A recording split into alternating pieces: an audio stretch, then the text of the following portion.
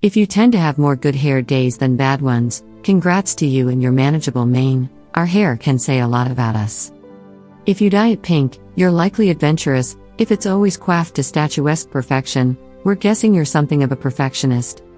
As much as our hair can provide insight into our personality traits, our tresses can also give us the first clue that something is off, health-wise. Hair is an excellent barometer for general health because it is viewed by the body as a non-essential and dispensable tissue. It is not essential to survival. Your hair is therefore often the first part of you to suffer when something is not quite right health-wise. If you're in tip-top health, your strands are likely shiny and strong. If your mane is far away from the thick lustrous locks seen in shampoo commercials, you could be zinc deficient. Zinc is an important nutrient that helps our immune system and metabolism function. Lack of zinc means a lack of radiance.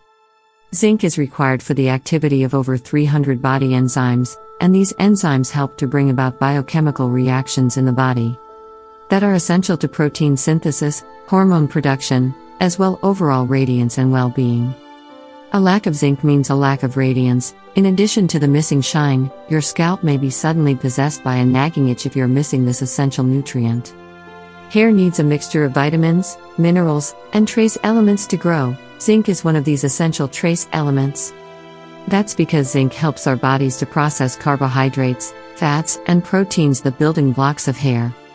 If your scalp is itching and you notice your hair has lost its natural luster, you may be zinc deficient, but there's no need to stress and put even more stress on your strands.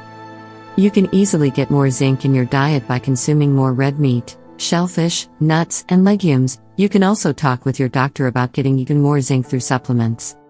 Zinc is clearly a necessary nutrient, especially if you're looking for more good hair days than bad ones.